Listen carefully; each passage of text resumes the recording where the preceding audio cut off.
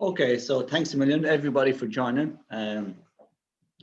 It's great to see so many turned out, and I know these are busy times for us all. So, as I said at the very start, for some of the people joining us, it's in your diary for 2 hours, but don't be panicking. You won't be sitting here looking at me for 2 hours. You don't need to worry about that. My plan is to talk for about 45 minutes and then open up to Q&As, and we'll have a really good conversation. The last thing I want this morning is for me to be sitting here lecturing you on something you already know. And the last thing I want you to think is that I think I know how to do your job, because I don't. So I want to start by saying that. You do an extraordinary job. I've experienced the type of work you do in many of the different cases I've been involved in. I know how extremely important it is. And I also know it's complex. And I know part of the complex, the human side of it, the connection side of it, making real human connections with people. And I know that has been challenged, particularly in these weeks, in these months with COVID. So that's the first thing. So you might say, well, why the hell am I tuned in listening to this guy then? So who am I? First and foremost, my name is Jerry Hussey. I'm a performance psychologist. And what I've been doing over the last 20 years is working with high performance teams. So who have I worked with? I worked with the Irish Olympic boxing team for 3 Olympic Games. I worked with Munster Rugby, Tipperary hurlers, for anybody that's a Tipperary hurling fan, Irish track cycling, British track cycling. So I've been lucky enough to work with lots of different teams, experience team environments, team cultures, wins and losses. And try to understand what is that allows people to not just win the medal, because winning the medal is the last thing, it's the last piece to do. What I'm really interested in is what allows people to stay focused, stay resilient, overcome and build confidence, overcome inner fear, build confidence. And when we think about elite sports, sometimes we think elite sports is a lovely place to be, but particularly in Olympic sport, a lot of the athletes are non-funded, so they've no financial security whatsoever. In fact, they're living on very small means. They're going month to month in terms of trying to perform, trying to get medals, trying to stay on the program. They're winning, they're losing. They're also experiencing setbacks, injuries, deselection, and it's a tough environment. So when you see them appearing in the Olympic Games and they're all polished and looking lovely, that's probably at the end of an 8 or even a 12-year cycle. And in that cycle, there was huge amounts of ups and downs, and times where they probably thought, I can't do this. I don't want to do it anymore. Am I good enough? How can I afford to keep going? And what I love about the chance I get to work with them isn't really about the work I do at the Olympic Games, because by the time they get to the Olympic Games, the work is done. There's very little I do there anyway. What I love about my job is I get to have honest conversations with people. I get to sit down and have a cup of tea with people who need to get something off their chest. And while I listen and actually listen, and I think for me as a psychologist at the start, I thought that my job was to be Jerry the psychologist with the answers, help people reframe, give them a new perspective. So somebody would start talking and I would start saying, geez, how am I going to help this person? How am I going to fix? What do I need to tell them? And I kind of realized that's the wrongest thing in the world that I need to be doing. The first thing I need to do is just listen and allow people to empty their heart or empty their soul, tell me what they're thinking. And for me to just sit there without judging it, without the need to fix it, without, just let them feel heard. So that's something that I love about the work I do with athletes. It's sometimes just helping them feel heard. And particularly when you're an athlete, most people come to you talking about sport, they're talking about performance, and they're talking about medals. And what I noticed early on in my career was very few people talk to athletes about life, about anger, about depression, about sadness, about bereavement, about addiction. Sometimes it's all around performance and performance metrics and performance management. And I realized early on in my role as a performance psychologist, sometimes we were sitting down with a cup of tea and just asking somebody, how are you doing? And listening.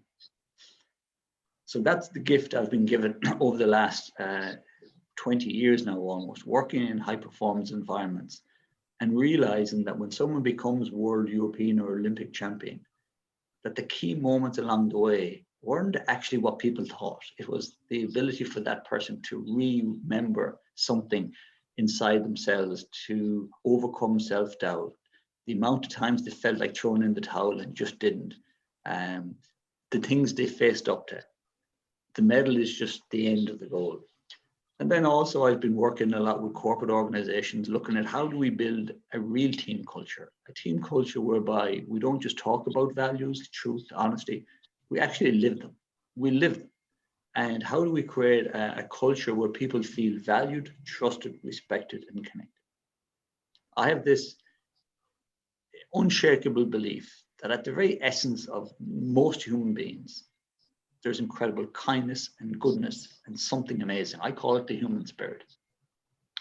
And what the human spirit is if you see a baby, a child learning to walk, they're sitting on the floor and nobody comes over and says, now, you know what you need to do? You need to walk. And I have this 15-point strategy in how you can walk. And I'm going to give you a walking coach. That never happens. The baby has this ability to see something, want something, desire something, and then it has the courage to go after what it wants. And without a plan, without anybody telling what to do, it starts to move and shape and starts to stand up. So the first thing I know about the human spirit is we are intrinsically motivated. Deep down in our heart and in our soul, there is something that says, I want this. This is what I want to do. And then when we move with that, we start to move in the right direction. The second thing I know about the baby is when the baby stands up, for a moment, it looks like it's mastered it, and then it wobbles, and then down we go. And if you just watch observe the baby, initially they get a little bit of a fright, and almost immediately they start to go again. And it's like they have this this inner belief that yes, we fall, and yes, sometimes we get hurt. But they have this little thing inside that says, let's go again. Let's try that again. And they get back up again. And then they fall again. And they stop and they think and they get back up. So not only are we intrinsically motivated, but we're actually very resilient. We're born with an incredible resilience. The third thing you think about is when they wake up, as they stand up, they start to move their body position, they start to move their feet, they start to do different things. And as they do that, they're adapting and changing. And in psychology, the very definition of intelligence is the ability to adapt.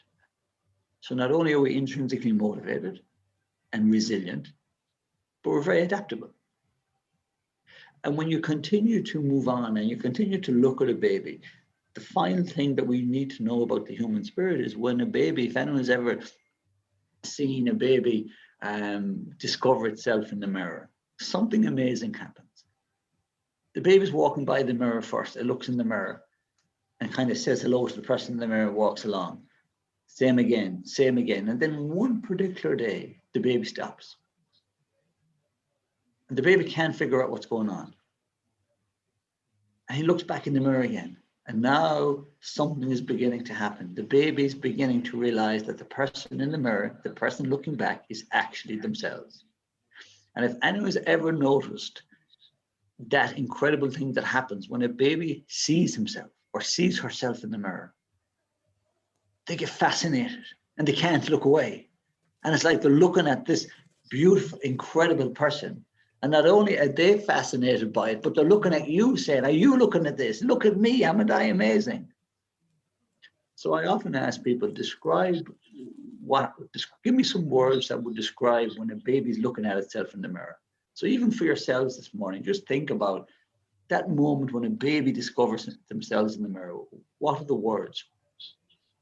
And the words that usually come up are amazement, wonder, curiosity, fun. And then the question I ask most people then is, when you look in the mirror today, is that what you see? Because there was a time when you looked in the mirror and you were amazed, inspired by the person who looked back at you.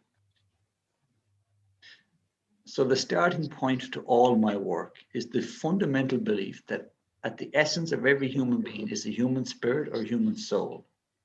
And when we look at what we know about that spirit, we know it's intrinsically motivated. Deep down in our heart, we know what we want. It is incredibly resilient. It is incredibly adaptable. And it takes huge inspiration from itself. And if we just pause that, and then we fast forward a few years, and then we ask people, would you describe yourself as intrinsically motivated, hugely resilient, and hugely inspirational? When you look in the mirror at yourself, what do you see and what do you say?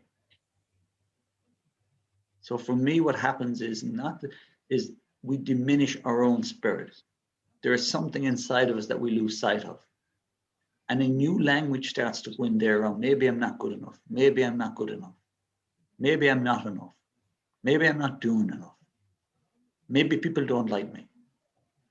So when I start working with athletes or teams, for me, it's not about giving them anything. And I've always said publicly, I don't believe I've given anything to anybody I've worked with, be they an Olympic champion or a world champion. I've never given them anything. All I've done is I've reminded them what they already had, which is the human spirit. And when you can ignite the human spirit, when you can ignite the human soul, that sense of fun, laughter, passion, curiosity, something amazing starts to happen. And I know you all know that. I know you get that 100%. The second part of me then was, how do I come into this Irish boxing team, and how do I start to ignite a sense of fun and passion, and how do we get the team more focused, not on the opponent, not on the obstacles, but on ourselves? How can we awaken what's inside ourselves? How can we begin to see ourselves in a whole new way? And how can we begin to realize that we are both our own enemy and our own solution? So particularly in boxing, we talk about preparing to defeat the enemy. And we often instinctively think that the enemy is the person across the ring. It's somebody else out there. But what I've learned in my life, and particularly in my own situation, is that very often the enemy is me. It's myself. It's the way I see myself. It's the things I say about myself. It's the things I focus on, the things I give my energy to. And one of the biggest lessons in my life, when I was extremely sad and down and depressed, and people telling me I needed to go on medication and everything going wrong in my life, and everybody feeling really sorry for me, I started working with a coach. And he said one thing that challenged me really hard at the time, but also was an almost liberation. The question he asked was, what's the role you're playing in all this journey? Is there anything you could do differently? Because at that time I was looking outside at my coaches. The world is a bad place, the coronavirus, all these other things out there were the problem. And he said, but how about you? How about the way you see the world, the way you perceive the world, the way you think about the world, the things you talk about? Could you do something different? And that has allowed me in the work I do to ask teams, yes, we know there's a challenge out there. Yes, we know there's lots of stuff in the world we can't control, but what can we control? What can we focus on? And in some ways, are we being our own enemy? And when we apply that to our individual self, at times we can be our own enemy by the things we say to ourselves about ourselves, by the things we allow ourselves to talk about, by the bad news, negative stories that we allow ourselves to get sucked into. So that was the first part of what is it I want to do as a sports psychologist. I want people to reignite their own spirit, their own soul, because I think at the essence of every human being is something amazing. Secondly, I wanted the team to stop focusing on opponents outside. What are the Russians doing? What are the Americans doing? What are the French doing? And I want them to ask, what are we doing? We can't control what they do. So we created this simple expression, let's control the controllables. And each and every day, we will make sure that we are doing what we can to the best of our ability. You'll never get it right all the time, but we will do to the best of our ability. We will do it with fun, passion, laughter, and we will do an environment where everybody feels valued, trusted, respected, connected. So we focus more on building our own culture. Let the Russians do what they want to do. Let the French do what they want. We make sure that we are not our own enemy. And then the third part of the work I started doing was asking a very simple question. So if I was going to work with these guys for 8, 10, 12 years and push them hard day in, day out, training away from families, training camps, I needed to know that I was doing everything I could to build the best environment. So I needed to ask a few questions. And I think every human being is one question away from a major breakthrough. So I really, really believe that we all have to ask really great questions. So the first question I asked was, well, why do most people underperform at the Olympic Games? And you might think that the answer is because of the pressure, the anxiety, the amount of cameras, such a big event, the whole world is watching. And you might be surprised to know that's actually not the problem at all. The number one reason why most people underperform is because they get sick. And now that I've been to 3 Olympic Games, and in the village, you see the 2 busiest places are the dining hall, because every athlete and every coach has to eat in the dining hall. And the second busiest place is the hospital. It's packed every day with sick athletes. And you go in and what are they getting? Colds, flus, viruses, stomach aches, the same things. All these different people from different nationalities, all at the same thing. So I started asking, well, if I can, one part of my job is to give the boxers that sense of self-expression, worrying less about what other people think, create a team where we focused on ourselves, we focused on how we can be the best that we can be, and igniting that sense of spirit so that we can be resilient, we can awaken that gift that we've already been born with. And then the second part was, how do I keep people healthy? So I started asking another simple question. How do I stop people getting sick? And at the start, a lot of people were saying, well, you can't really, it's just bad luck. But I asked, well, is there anything I can do so that at least if they do get sick, I can say, well, I did everything I could. So I started asking lots of simple questions.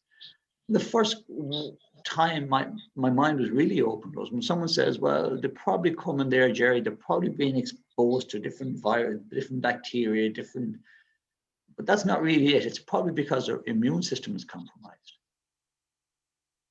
And I said, what do you mean by that? Because I was kind of born with the idea that you were born with a brain, and the brain you're born with and the brain you die with are the same brain, but they're not at all. In fact, there's not one part of your physical body that you're born with that you die with, because everything in your body, your cells are regenerating all the time. There was a time we thought that brain cells don't regenerate themselves, but now we know we do. The process called neurogenesis. There's a product in the brain called BDNF that's constantly being released, allowing the brain while you sleep to reproduce itself. So the brain you have right now, the physical brain you have right now, is different to the physical brain. So I used to think, when I was born, I wasn't very confident, so I'll never be confident. I was no good at maths, so I'll never be good at maths. But when I really started to understand psychology, I understood that actually the brain is rechanging all the time. And the brain, depending on what you think about or what you talk about, actually can change shape. And whatever part of the brain you're using becomes bigger. So it's our thoughts, it's our stories, it's our words that are changing the shape of our brain. So we are changing our brain. That was a huge awakening to me. And I also kind of figured out something. I also thought something was similar about the immune system. I thought some people were born with really great immune systems and some people were born with bad immune systems. There is no doubt some people are born with compromised immune systems, and that's one thing. But the vast majority of people are born with a healthy immune system. And I just believe, well, if you're born with a healthy immune system, it's always going to be healthy. But when this guy said to me, no, people can diminish their own immune system, I really started asking, well, how does that, what does that? So when I started looking, the first thing I understood was what really diminishes our immune system is the food we eat. So much of our immunity is in our gut. And the food we eat on a daily basis is playing a massive role in our health and our immunity. Now, in boxing is a weight-controlled sport, so food is the enemy. So we were trying to eat tiny amounts of food that would give us lots of energy, so high sugar foods. And when I started looking at the food we were eating, the food we were giving to the boxers, it was actually depleting their immune system. So we started to change. We started to ask questions. So we had to lower the acid in the gut. How do you do that? Very simply, green juices. So when we started to put more green juices into them in the morning, instead of starting like myself, everybody would come down, we'd have a couple of coffees to get going because we needed energy. But when you look at the impact that caffeine has on the gut, you realize, hold on. So the second simple thing we did was we started the day every day with hot water and lemon. Now you might say, what the hell does that do? Believe it or not, that fires the digestive enzymes in a new way. So it gets the gut alive. It gets the enzymes moving so that when you do start to eat breakfast, then your gut can deal with it in a much more healthy way. So that was the first thing we did. Let's improve the gut. Let's improve the vitality of the boxes by making small changes to the diet. The second thing we asked was, well, what else changes the immune system? The second thing somebody said was an over-agitated central nervous system. So first of all, your central nervous system is a very simple thing. It's a piece of almost a wire that runs from the brain up and down. So the brain creates thought.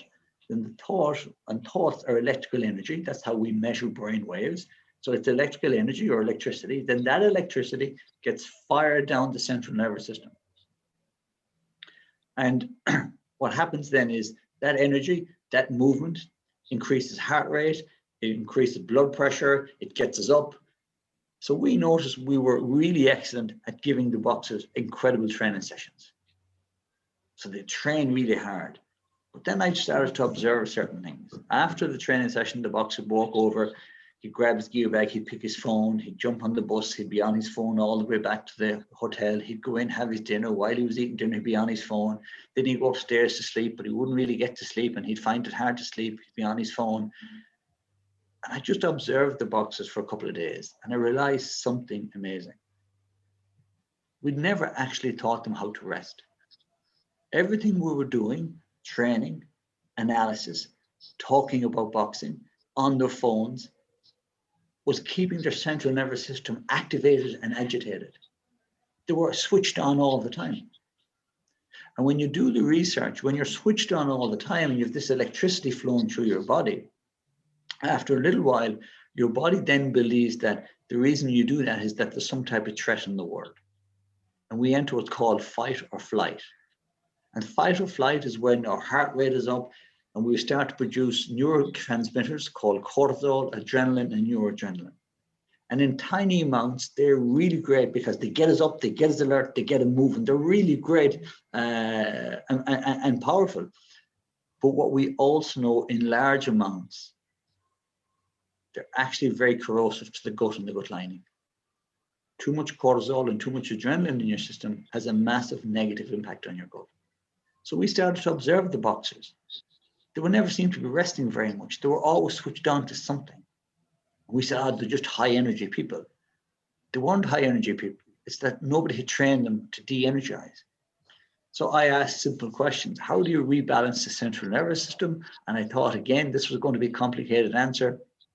And I asked the best medics in the world, the best scientists, and the same two answers kept coming back. The first one, believe it or not, was breathing.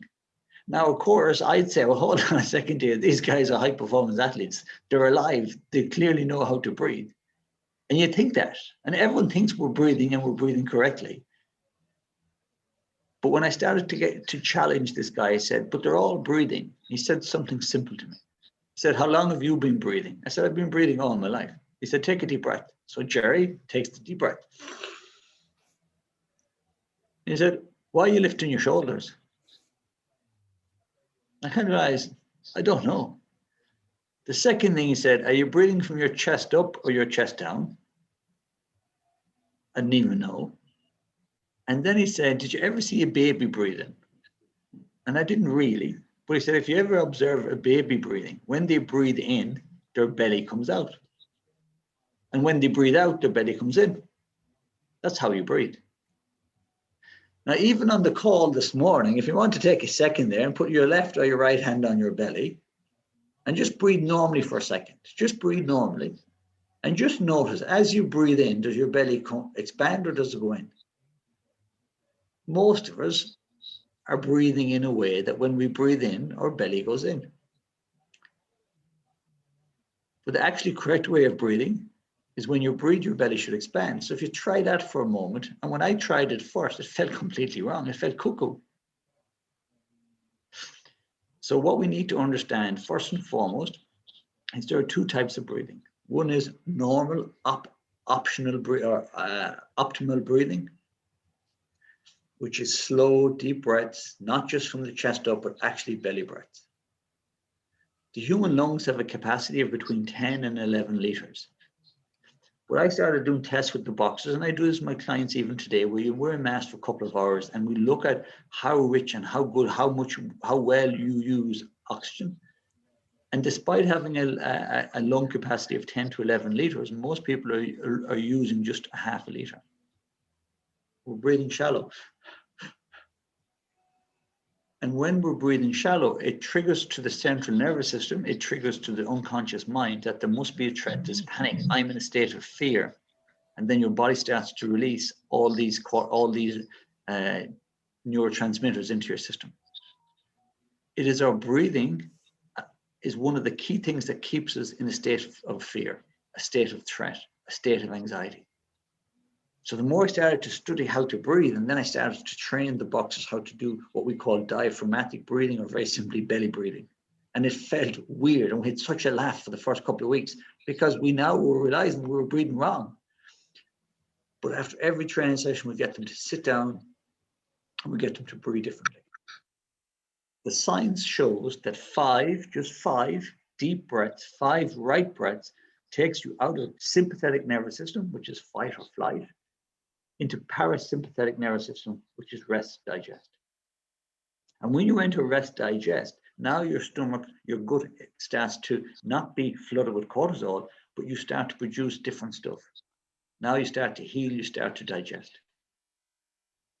It's amazing how many people who live in this heightened state of anxiety or heightened state of always being on suffer from stomach issues. And sometimes they don't put 2 and 2 together. We had loads of boxers when they started. They had acne, they had stomach issues, they had trouble sleeping, and we just thought that was the way it is. By changing their diet slightly, by more green juices, less acidic food, and by changing the way they breathe, in a number of weeks, acne was disappearing. The aches and pains in the joints were disappearing. So we knew we were onto something. The second or the third thing we discovered was this thing called meditation. Now, at the time, 20 years ago, I knew nothing about it, but it seemed to be coming up everywhere. And what meditation does, believe it or not, it brings you into the moment, it brings you into the here and now. So why is that important? It's important because now your brain, as I said, is full of electricity. So we call that brain waves and we can measure it. But each part of your brain can be operating on a different wave. So just imagine you have all these parts of your brain and imagine they're all going at different speeds because they're on different wave patterns. We call that incoherence. So my mind is scrambling. What meditation does is it allows you to breathe slowly, soften your body language, and focus on something in the here and now. And when we put a brainwave, when we monitor the brainwave patterns, what we know is the brain it's going like this. Eventually, it starts to slow. The brain waves slow, and then what happens is through the mirror neurons, the brain waves actually go in sync. And we call that coherence. And when your brain waves are synced, it is now sending that electrical circuit down through the central nervous system that everything is okay, I am safe, I am no longer all over the shop. And what that does then, it signals to the healing genes that now is the time to heal, now is the time to rest, now is the time to digest, now is the time to sleep. If you go back to the very beginning of the human existence when we lived in caves, if there was a bear or something outside the cave, we would come alive and alert. And if you had believed that there was a bear or a big threat outside the cave, there is no way your body would let you sleep. If you were just after finishing your dinner and a big bear jumped in through the window at the moment, do you think your body's going to say, okay, I need to sit here now, I'm going to digest my food first, and then when the food is digested, I'm going to run away from the bear? Not a hope. At that moment, the only thing that's important is get the hell out of here. When we're in a threat state, whether the threat is real or imagined, when we're in a threat state, breathing too quick, mind not in coherence. The body believes that there's a threat out in the world. And when you believe there's a threat in the world about to get to you, you're not going to sleep. Your body's going to stop you from sleeping because it's not going to produce melatonin, which is the hormone that allows you to sleep. It's not going to worry about digesting your food. So it'll switch off your digesting capability. And a lot of people then start to suffer from bloating and gas and digestive issues. Again, when we started to bring the simple meditation into the boxers, at the end of every single training session, they'd lie on the floor, they'd breathe, and they'd meditate. Very simple. We would have a team meeting every night, and the last 10 minutes of the team meeting, everybody would meditate, and the boys would go off and sleep. And even after a few weeks of meditation, the lads who were insomniacs and being treated by GPs for being an insomniac were turning up saying, geez, Jerry, I fell asleep last night before I could take my sleeping tablet, and I slept like a log. There must be something to this meditation. So now we changed their diet, we changed their breathing, we changed the meditation, but I was still learning, still developing. So I asked, what else could be changing? What else could be impacting our health? And I went and I heard this incredible speaker, and he was talking about the biology of belief. A guy called Dr. Bruce Lipton, who was a Harvard geneticist. Much of what we know about human genetics now, he created, he lectured in the medical school in Harvard. But now he's saying that what he initially thought was right is actually wrong. So he believed you're born with certain genetics, and those genetics determine your health. Now he's saying absolutely not. The genes are in the body, but the genes are switched on and switched off by the environment in which the gene exists. Now, of course, the environment is inside you. So then when he talks about the environment, he's talking about your thoughts and your emotions. So he was saying that the emotions you experience have a massive physical outcome. They actually change the physicality of your body. I wasn't sure if I believed him or not, but he used a very simple analogy, and I had to believe him. He said, think of when you get sad. You think of something really sad, so it's a thought. That creates an emotion, and then you start to cry. But crying requires a number of physiological and biochemical changes to happen for you to cry. So we have a thought, the thought leads to an emotion, and then the emotion leads to a physical change. Think about when we get embarrassed. We have a thought that embarrasses us. We have an emotion, and then our cheeks go red. We have a physical change. It was the first time I began to really understand the mind and the spirit are not just connected, but they're actually one. And sometimes disease, when it becomes physical, actually started as a psychological place. And that blew me away until I actually looked at the word disease, because I always thought disease was a physical disease. Until I look at the word, dis-ease is lack of ease. Lack of ease in the mind and lack of ease in the spirit can produce a physical disease. Now, when I started to ask all these athletes that got sick at the Olympic Games, did you meditate? No. Did anyone train you how to reset your central nervous system? No. Did anyone train you how to breathe? No. Did anyone teach you to deal with your emotions so that they didn't become physical? No. And I kept asking a question. The next thing Dr. Bruce Lipton said at the same conference was the words we use create a physical impact. Now I said, how the hell? But it's true, because the words you use, every single word you use is known to you. And it has an emotion attached to it. So if I say the word bomb, straight away the body responds. Crisis, fire. Every word we use triggers an emotional response in the body. And if we use words like crisis, problem, deadline, bomb, it triggers the limbic part of the brain, it triggers the amygdala, and that instantly awakens, says to the body, there's a big threat out there, I need you to switch on and be alert and go into threat state. And I started to listen to the boxers. We'd be looking at a opponent, he's very good, he's very fast. the coach was saying, geez, whatever you do now, don't drop your left hand, because if you do, he'll hit you with the right and he'll knock you out. Going into a draw where we'll be waiting to see who will be fighting, the boxer was saying, I hope I don't pull the Russian, because the Russian were the best boxing. We were constantly talking about the stuff we didn't want, constantly talking about our fears. And then when we weren't doing that, the boxer would go on the news, and very often we'd be staying in a foreign country, and the only English language speaking TV station we had was Sky News. So I used to just sit down, close my eyes, and listen to the words: crisis, bomb, threat. And I just stopped one day and said, we have to stop this. So we made a pact. I explained the science behind it, and we made a pact with the boxers and the team that we're going to try to change our language.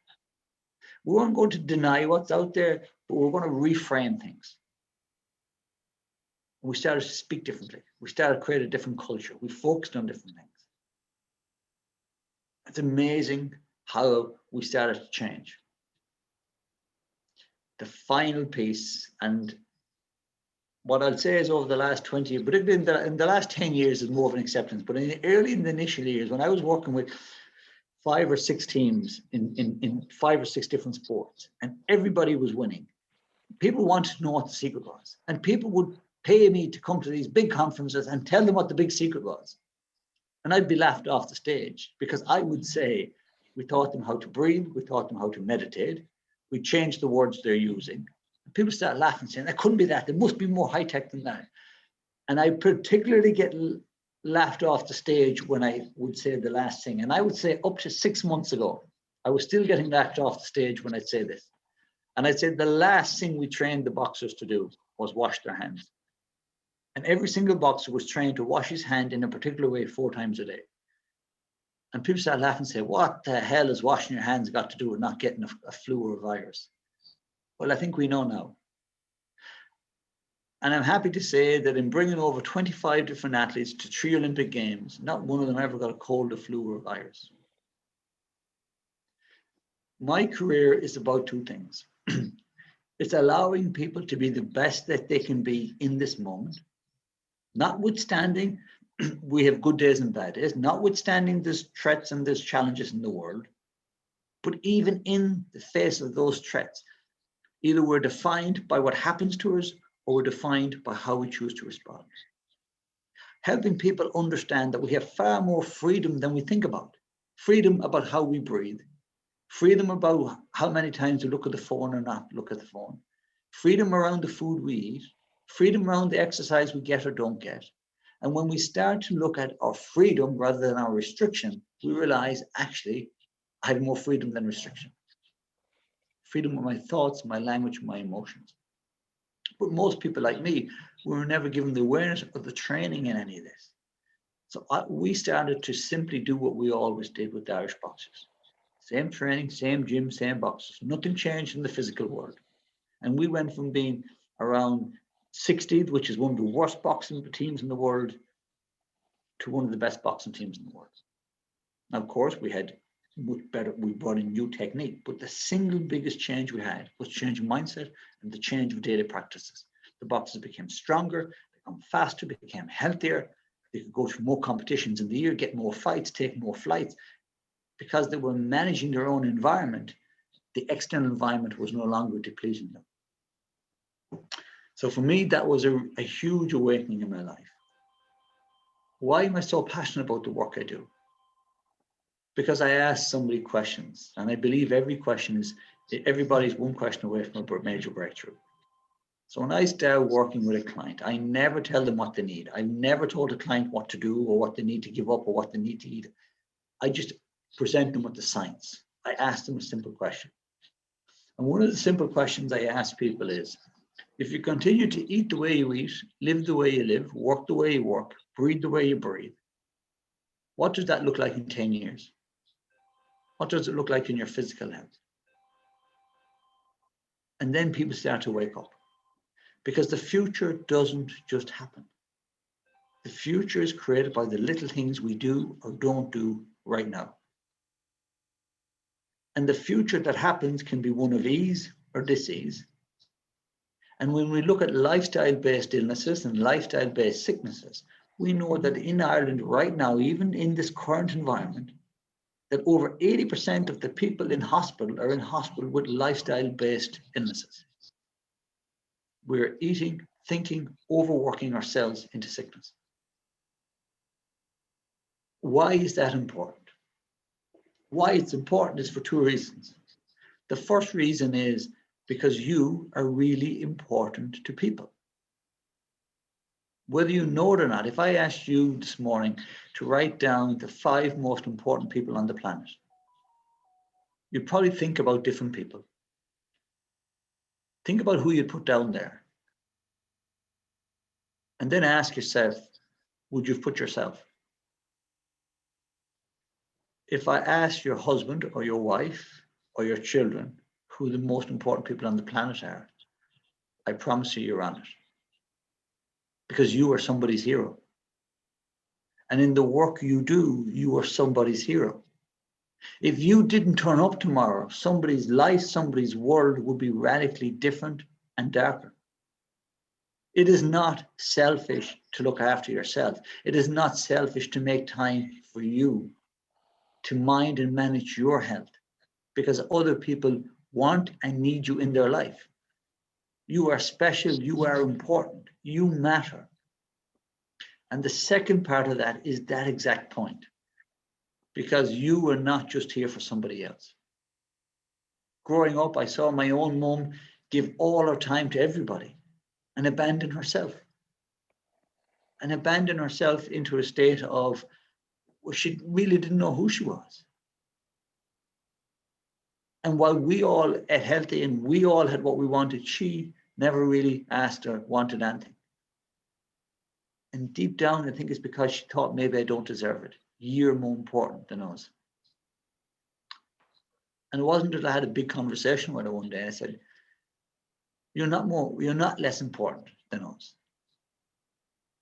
And what we really want is, we want you to be around when we get married. If we're ever lucky enough to have children, we want you to be there to meet them.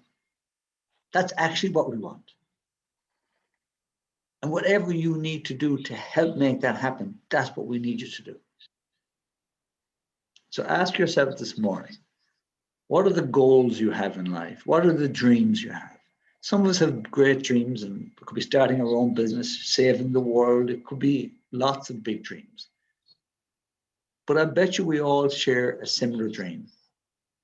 I want to see my children grow up.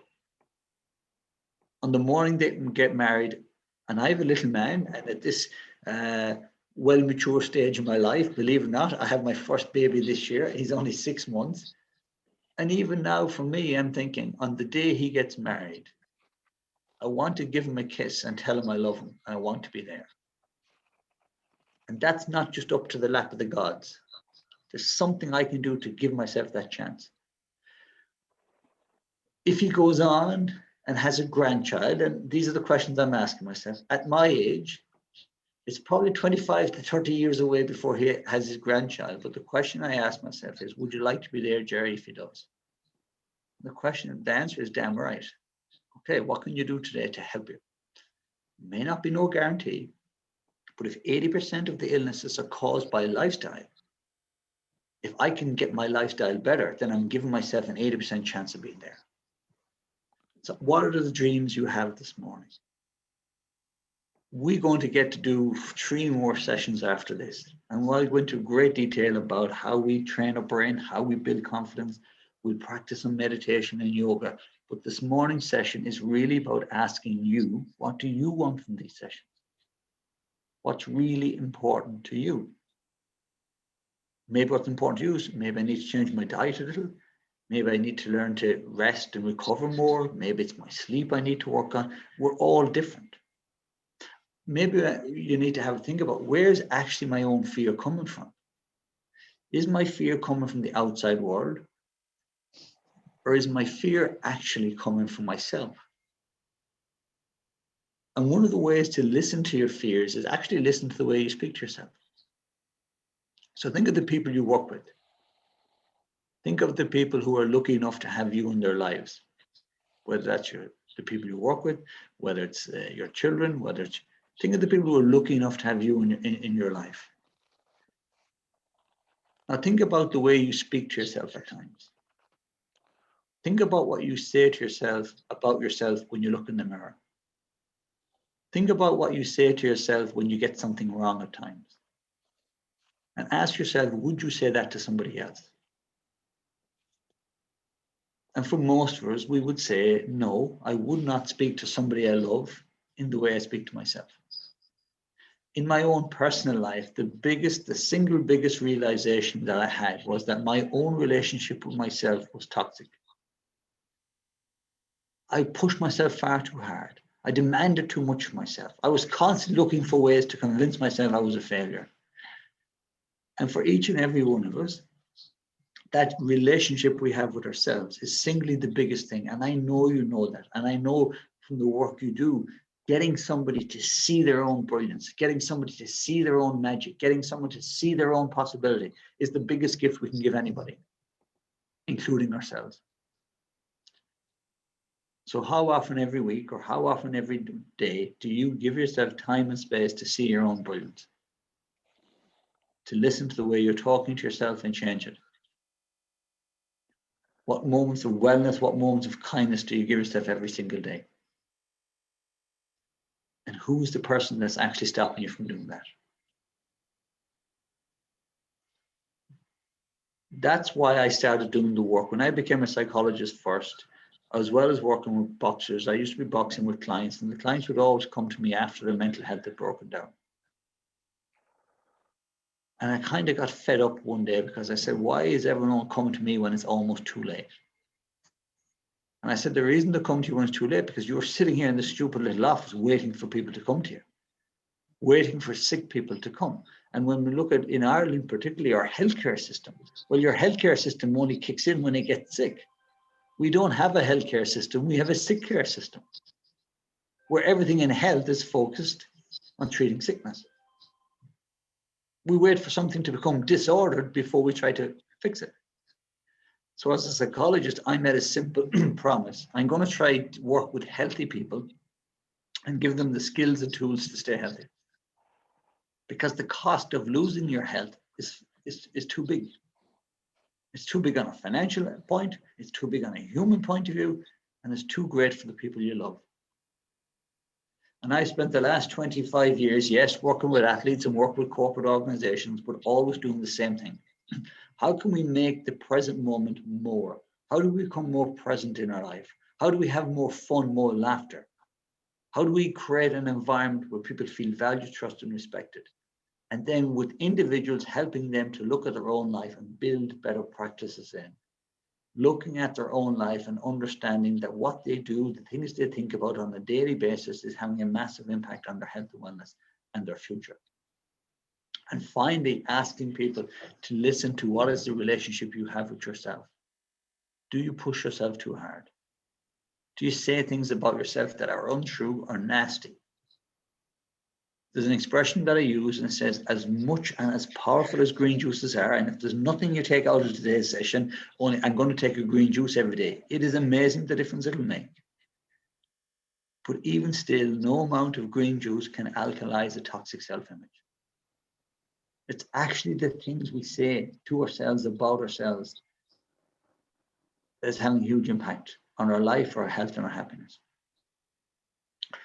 So that's an introduction to who I am, the work I do, what I believe, how I know from science and research and lived experience that everything we think about, the way we breathe, the way we switch off, meditation, how important it is to our health, our wellness, and our happiness.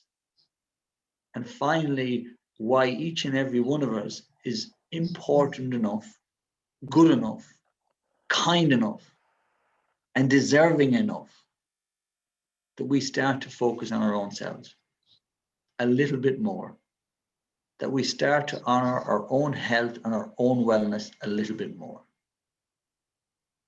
So I hope that's making sense to people. If it is, you might raise a hand or at least send me a message to let me know you're still there and I haven't lost you. Before we move on to the next part of the session, you might just let me know. If people are still there, you can raise a hand or you can send a comment in the chat facility. You can ask a question. Brilliant, Tara says, totally makes sense. Thank you, Jerry. That's good. And good to know I haven't lost everyone completely. All good. Yeah. Okay. Lots of nice messages coming in. Okay. So the next part I want to talk about before we open it up to the floor for questions is we take time. When I was growing up, I always had this fear, this anxiety that life was too short. I always had this idea that there was so much I needed to get done. I was a high performance athlete. I was always training, always doing the next thing. I was always rushing. I was rushing my life away, and yet fully aware the time was flying. And I used to say that to everyone, oh, time is flying, I have no time. Time is flying, I have no time. And I probably became known as Jerry, I have no time. I was always busy. Until someone taught me a very simple fact one day. And the fact that they taught me was your average life expectancy is 900 months. And it shocked me. But it got even more shocking. Your life expectancy is 900 months and we sleep 300. So we actually have 600 waking months on the planet. Now, of course, what you might do is do the maths in your life, that's 75, and that's old data, Jerry, because in the recent years, the average life expectancy in Ireland has moved from 75 to 78. Okay, so we can add on another 36 months, so 936. But either way, it makes you sit up and think. And there's lots of people who don't even get 900. And when we think about life, if somebody lives to be 108 or 110, and they're still laughing and dancing and going out 2 nights a week and having a brandy and a bit of crack, even at 110, they don't want to die. One of the first things we need to become aware of in life is how short life is. And actually, we don't have enough of it. And we can talk about time management, but we can't manage time. Time is moving fast, is a lie. There are 60 seconds in every minute. There are 60 minutes in every hour, 168 hours in every week, 10,080 minutes in every week. It never changes. We have the ability to speed time up or slow time down. We have an amazing ability to expand time. So think about a few years ago when, not even a few years ago, because a lot of you on the call here are far younger than me. So think about we used to go to a nightclub. I used to go to a nightclub maybe one time ago, and you'd meet a girl and you'd be trying to get her number. And she said, I'm not giving you my number, but she said, give me your number. And if I'm interested, I'll give you a ring. And at that time, we only had the house phone. So I'd be sitting by the house phone all day long. And even though she was only going to ring me, I'd wake up the next morning, I'd shower, shave, I'd be all ready. 9 o'clock comes, no call. 10 o'clock in the morning comes, no call. 11 o'clock, no call. 2 o'clock comes, no call. 5 o'clock calls, no call. And she doesn't call till 9 o'clock that night. For me, that used to seem like a lifetime. Now move forward another bit. Let's add a different element to time. If anyone has ever had to wait a week to find out if their child was seriously sick, how long does that week feel like? If anyone has even had to wait half an hour to find out if someone they loved was terminally ill, that feels like a lifetime. We have an extraordinary ability to expand and slow time down. And when I started to understand this, it is our breath, our focus, and the words we use that is also giving our perception of time. And then I looked at myself, Jerry, I've no time, always rushing and racing, and always worried, panicking because life was passing by. And I really started thinking about this. And I came across an amazing book called The 5 Regrets of the Dying. It's an incredible book, and if you get time over the next few weeks as we do these webinars, try find the book and have a read of it. It's so simple, but it's written by a lady who took care of people at the end of their life, And at the end of the life, she used to ask them simple questions. And one of the main questions she used to ask them was, what's your biggest regret? She managed thousands of people, rich, poor, black, white, Christian, Hindu, Muslim. And she realized that despite race, age, socioeconomic status, or religion, the same 5 kept coming up. And she listed the 5. Sarah's asking what was the book. The 5 Regrets of the Dying is the name of the book. And we know, before I even tell you anymore, but I still recommend reading the book. You know what the 5 regrets are. Regret number 1, I wish I didn't push myself so hard. Wish number 2, I wish I took more time to be present and to enjoy my life. Regret number 3, I wish I spent more time with the people I loved and told them I loved them more. Regret number 4, I wish I had the courage to go after my dreams. I wish I didn't settle. And the last one, I wish I learned to say no earlier in my life. Because too many times we spend our whole life saying yes to everybody but ourselves. It's an amazing book. Now, when I read that book, I was 19 years old. In my eyes, a huge section of my life had already passed. I didn't know what I had achieved. I won all these sporting awards, but like, I was so anxious in my sporting career. Even when I won, I used to always, the first thing we do is analyze the performance and how can I improve. I wasn't even enjoying them. And it wasn't that I got extremely sick at 19 years old. And I got extremely sick because I pushed myself to the limit. And nobody told me why I got sick. I had to figure it out in my own work many years ago, many years after that. At 19 years old, I had all of these academic awards and sporting awards.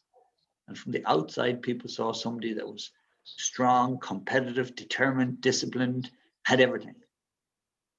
And on the inside, I felt like my life was just a blur, that there was no peace in my life, that I was so busy moving on to the next thing that I never took time to enjoy anything. And one of the questions I asked was, is there actually enough joy and laughter in my life? And if I did die today, what would be my regrets? And I wrote down a number of regrets.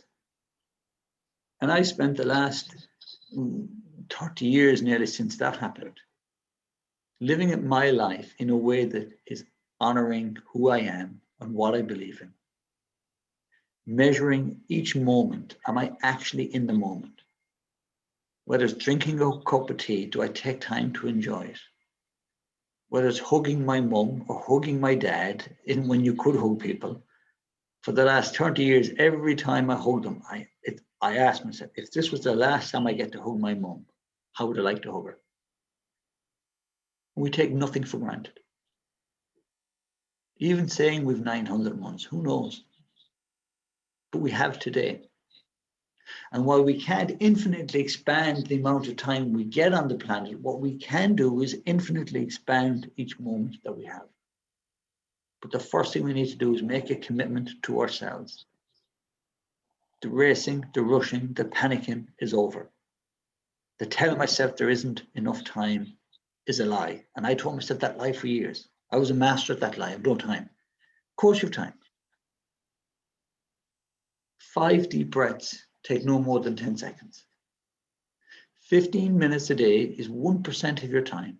So even if you give away 99% of your time to other people, 15 minutes every day is 1% of your time. You are deserving of 15% of your time to stop, to breathe, to meditate, to get a walk in. When you look at the food you're eating, before you eat it, ask a question. Is this food helping me be at my daughter and my son's wedding or not? If I really loved myself, would I eat this food? If I honored my health, would I eat this food? Now, when I give these talks or these webinars, There's a lot of things in it, and people come away and say, geez, sure, it makes perfect sense when you think about it. And it does. But the problem is sometimes we're so busy, immersed and submerged in the chaos that we're not actually thinking about it. And that comes down to consciousness. There are two levels of consciousness. One is unconscious, where we're dealing from unconscious programs, where the limbic brain is open, the amygdala is open, and we're just running around in old patterns. When we get out of that stress state, that fight or flight state, and we start to breathe, we start to meditate, we change our food, what happens in the brain is we open up the front part of the brain, which is called the prefrontal cortex. And now we start to see the world in a different way. We start to ask better questions. We're no longer stuck in that fight or flight. We're calmer, we're more alert, and we begin to ask better questions. So the work I do is about helping people shift consciousness. So we shift from unconscious stress, fight or flight, to consciousness awaken. So that now you become present in your own life. You begin to ask questions. Is there enough joy in my life? Is there enough laughter in my own life? Why am I eating this food? And when we start to ask questions on the level of why, that's actually where the biggest transformation happens. So I had a client a number of years ago who I heard me give a talk like this. And at the end of the talk, she came up and she was a young lady, but a really incredible lady after getting a huge job, a CEO of a huge company, traveling around 8 countries a week. And this was her dream job. But the dream job was now eating every part of her life. And as a consequence, she wasn't sleeping, she wasn't taking any exercise, she was putting on weight, her self-confidence was flying, was dipping, and now she was just feeling exhausted. And when she heard me talk, something went down and she said, I'd like to work with you. So we started working together and we started to get her into a little bit more exercise, taking a little bit of time to breathe, training her to meditate, and suddenly her life starts to slow down. Suddenly she's losing weight faster than she can imagine, because now when you're in a threat state, your body holds cortisol. And in a threat state where you think a war or a famine is about to happen, your body holds on to fat. It's easy, it's common sense.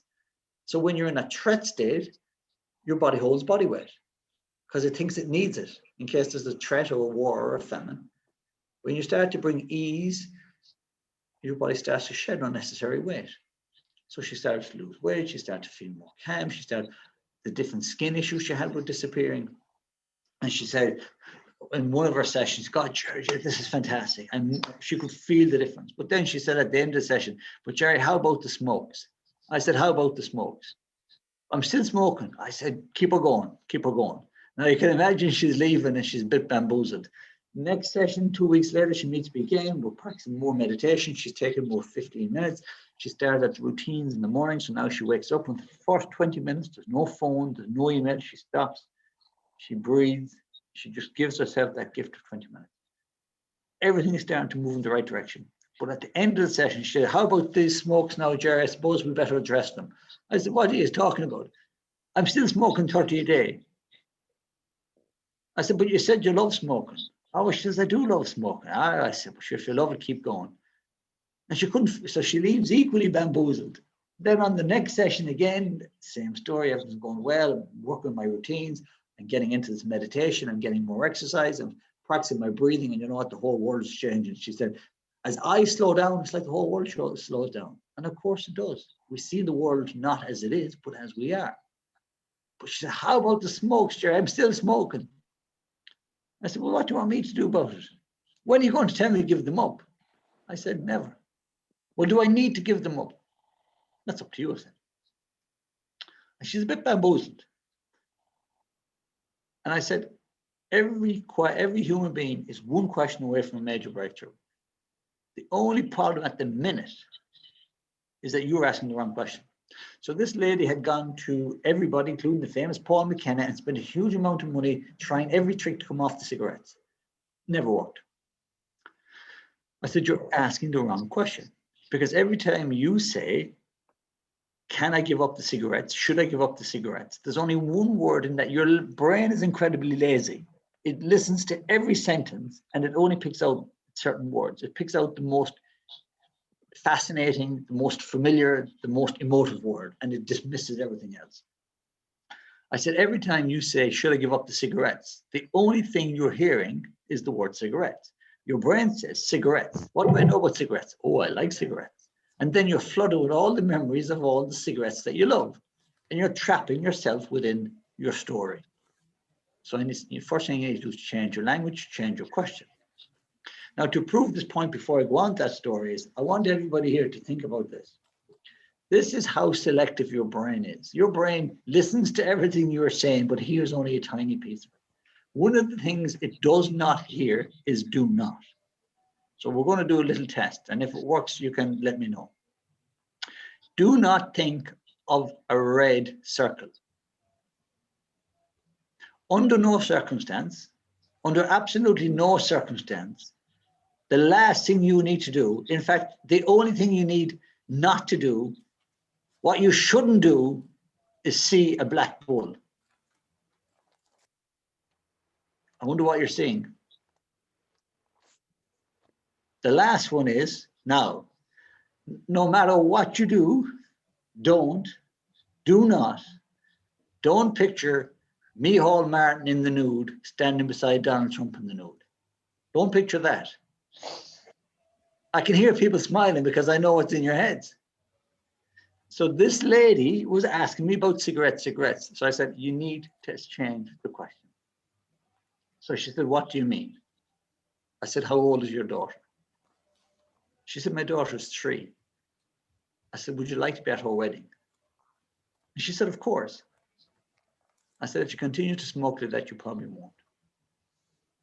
And instantly, her brain waves change because now she's no longer thinking about cigarettes. She's thinking about her daughter's wedding. She's a new batch of pictures in her brain, and now she's a new emotion. I said, now that I have your attention, I got her to lie down, and I got her to visualize being at her daughter's wedding and visualizing what type of dress the daughter would wear and what type of man she thought the daughter would marry, and then zone in on her daughter's face. And I said, see the sadness in her eyes. I got her to feel the daughter as she walked down the aisle, and I got her to feel, not just think about, but to feel the sadness in her daughter, the daughter's sadness as she walked by. I got her to visualize the car leaving the church, and instead of turning right for the reception, the car turns left. And I asked her, do you know why the car is going left? Going to the graveyard. I got her to see what it would be like for her daughter to be kneeling in her wedding dress at her mother's wedding, at her mother's grave, because her mother wouldn't quit smoking. We stayed in that moment for a few moments, and then I got her to open her eyes, and I had 20 of her favorite cigarettes in my hand. I said, do you feel like smoking now? Every single one of us is one question away from a major breakthrough. All we need is something to trigger us out of the state of fight or flight panic into a different state of consciousness. And when we become aware of how we're living, the things we're doing, the things we're eating, and the things we're not doing, every single one of us has the answer inside. I don't need to come on here and tell you about the foods you need to eat or not eat. I don't need to tell you that we all should be taking exercise regularly. I don't need to tell you that too much stress is bad for you. It's important at times that I share the science, because now you know, well, this guy's not just talking waffle, but deep down you know. And deep down you also know what your life should be about. And deep down you know if it's about that or not. And deep down you know who the only person stopping you from living your dream life actually is. Now, I'm not saying that doesn't require some work sometimes. It doesn't require us to change our structure, change our schedule, get up early. It does. I get up at 5:30 every morning. Why? Because I want to give myself time in the mornings before the world goes bananas. I want to give myself time and space to breathe, to meditate. Now, it means by 9 o'clock at night time, I'm tired, I'm ready to go to bed. People say, oh, well, but I don't mind, because I ask myself, what do I actually do most nights between 9:30 and 11 o'clock? I sit on the couch, half watching television, half on my phone, watching junk, eating junk. But if I was to give myself the gift of that 5 in the morning, so instead of getting up at 7:30, get up at 5:30, what I do in the mornings, I exercise, I meditate, I pray. And if I'm going to use an hour and a half in my day, that's the far better hour and a half I want. So sometimes we need to change our schedule. We need to change the way we see things. If there's one thing we need to change, it's the value we see in ourselves. We need to get to a place where we love and value ourselves enough to know that we deserve a space in every part of our day. We deserve a space in every day of the week. For me, I don't have to say yes to everybody, and everybody's worries and concerns are not always more important than me. I matter. My health matters. Your health matters. Your dreams matter, and your future matters. But we need to honor them each and every day. And for me, that is the greatest gift I get to do in the work I do. I get to sit and drink tea with people. And as you can see from today's session, I just ask simple questions.